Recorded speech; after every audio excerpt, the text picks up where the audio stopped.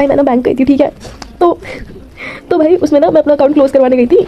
भाई मैं पहले बहुत डम हूँ भाई, मैं इसलिए रो रही हूँ क्योंकि मैं डम हूँ, मैं इसलिए इतना ज़्यादा रो रही हूँ क्योंकि मैं अकाउंट मैं सुबह करवाने गई थी, बैंक करवाने गई थी, ठीक है। उन्होंने मेरे को बोला कि जो अमाउंट है मैं डीडी बना दूँ, मतलब चेक लाई हो, चेक मेरे बैग में थी, मैं चेक नहीं लेकर आई। कह रही ठीक है डीडी में टाइम लगेगा, आधे भी नहीं 5 मिनट में। कह रही मैं तो डीडी ड्राफ्ट नहीं बनाऊंगी, मेरे बैग में चेक है, मैं चेक लेकर आई हूँ, कैंसिल चेक।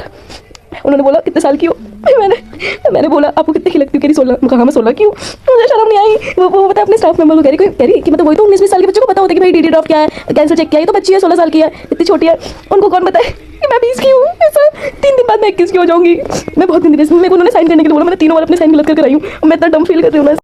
तो कल स्क्रॉल करते करते मेरे फीड पे ये वीडियो आई थी। मेरी एक फ्रेंड होती थी, तो she was so much dependent on her brother.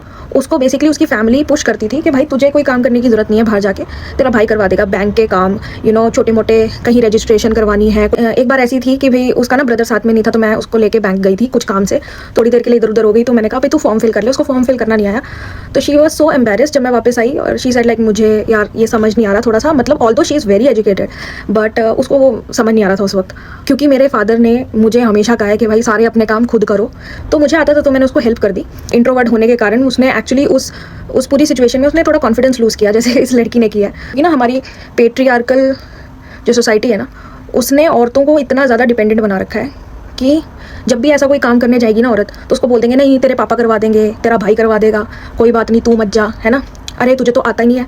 और जब वो पहली बार इवन ट्राई भी करेगी ना कोई लड़की फॉर्म भरने का, उससे गलती होएगी तो उसको ताने मारेंगे कि ये तो तुझसे इतना भी नहीं होता है, ऐसा भी नहीं होता है। वो कॉन्फिडेंस बंदे का ऐसे ही चला जाता है, ख़त्म हो जाता है। तो ऐसे में भाई मैं तुमको कहूँगी अपने सारे काम खुद किया करो, लेज़ी बिल्कुल मत बना करो, क्योंकि लेज़ी बनने से आप अपना ही नुकसान कर रहे हो। कल को आपको अपनी जिम्मेदारी अगर खुद उठानी है तो ये सब काम आपको आने चाहिए, ठीक है।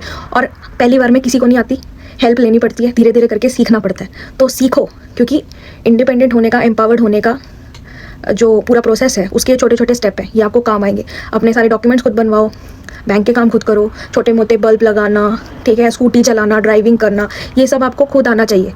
किसी पर डिपेंडेंट मत रहो, उसी को असली इंडिपेंडेंस बोलते हैं, उसी को असली एम्पावरमेंट बोलते हैं। एम्पावरमेंट सिर्फ पैसों से नहीं आती, बल्कि छोटे छोटे काम करने से, खुद पे सेल्फ रिलायंट होने पर इंडिपेंडेंस आती है, जिससे आप किसी की हेल्प ना लो। कोशिश करो कि हेल्प ज़ीरो लो, क्योंकि आजकल भरोसा तो वैसे भी किसी का नहीं कर सकते, है ना। और ये जो पेट्रियार्की है, जो सोसाइटी है, आपको वैसे डिपेंडेंट बनाने पे लगी है। कभी बोलेंगे पति पे हो जाओ, कभी बोलेंगे भाई पे हो जाओ, कभी बोलेंगे पिता पे हो जाओ।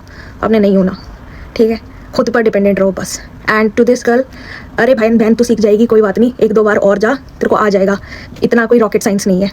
If practice makes a man perfect, तो वो वुमेन को भी परफेक्ट ही करती है, तो प्रैक्टिस कर, आ जाएगी।